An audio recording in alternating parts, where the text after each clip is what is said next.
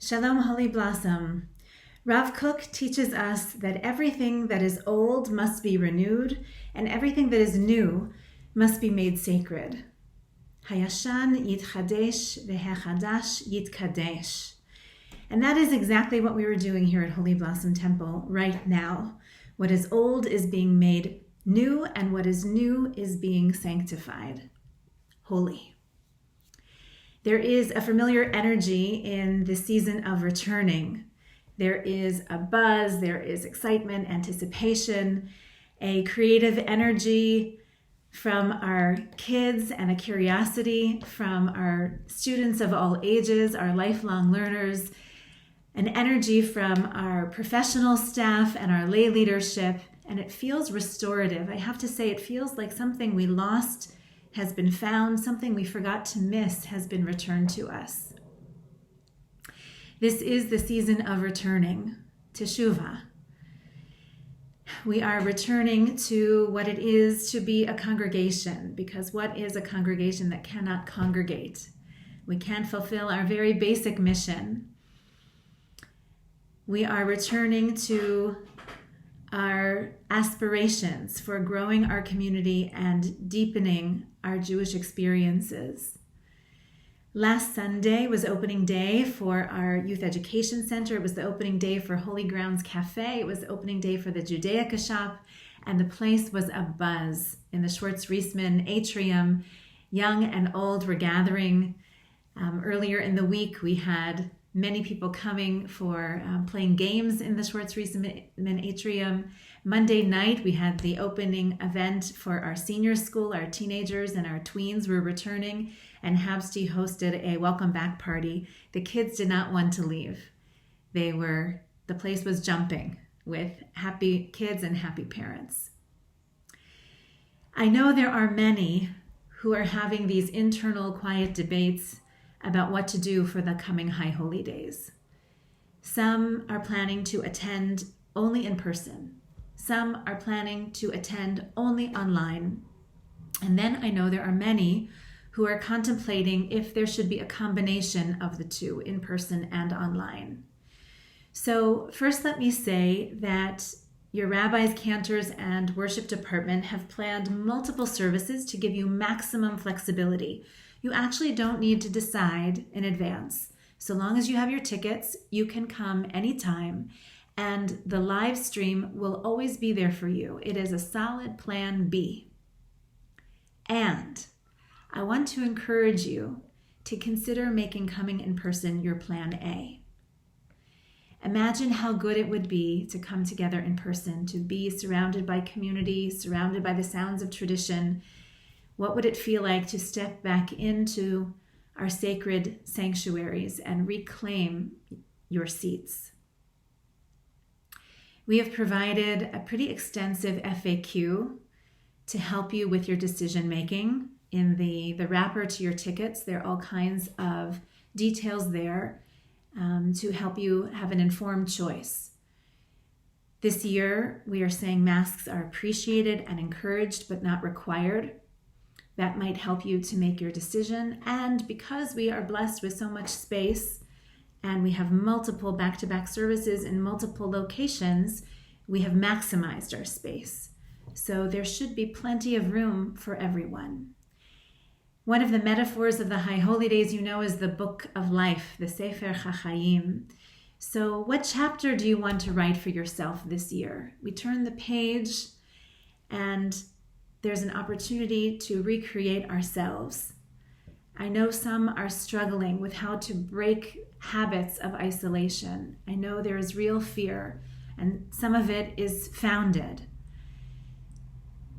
However, if you would like to switch it up, to try to expand your spheres again, Holy Blossom Temple can help you with that, and the High Holy Days can help you with that.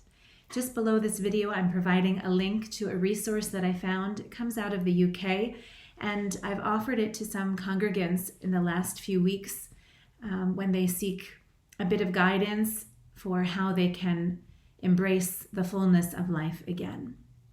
And those who are joining us only by live stream, thank God for you. We're so glad that you're with us. And we pray that you will hear us and fill your homes with the sounds of Holy Blossom Temple and Jewish tradition.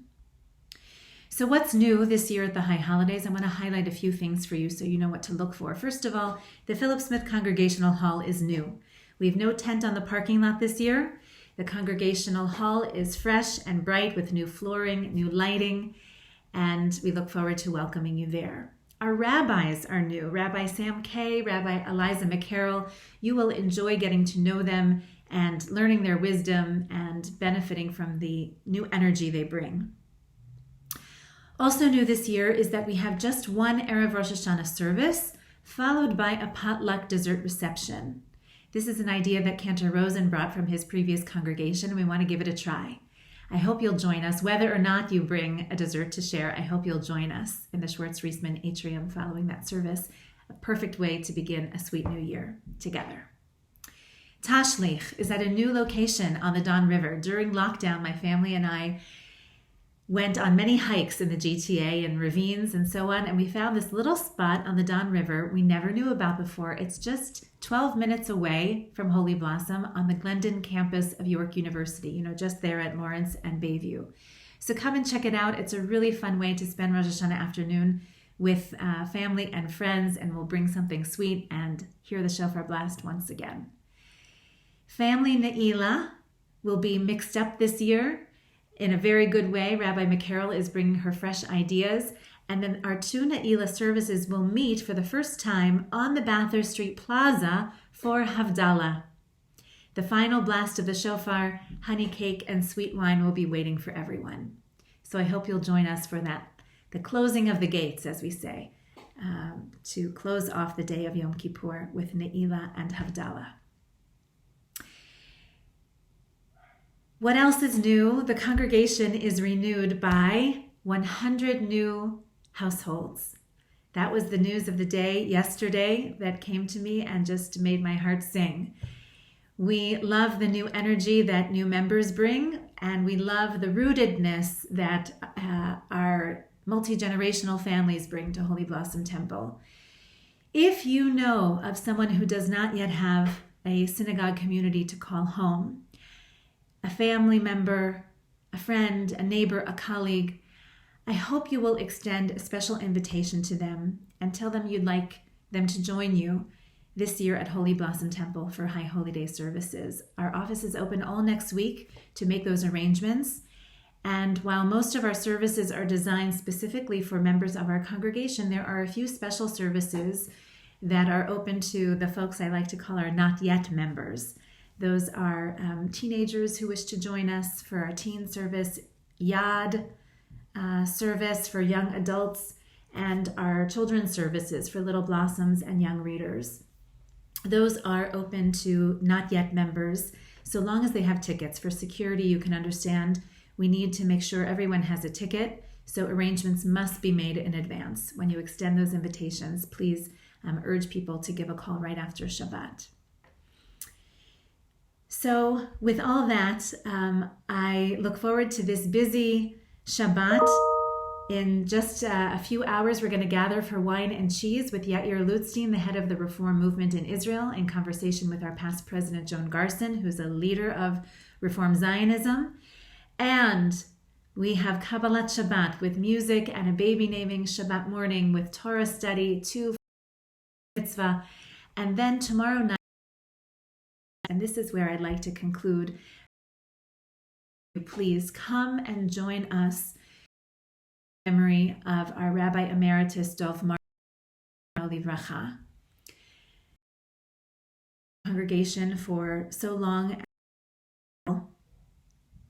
It's time to remember his Torah. So 5 rabbis from England, Jerusalem, and Toronto teaching Dov's Torah.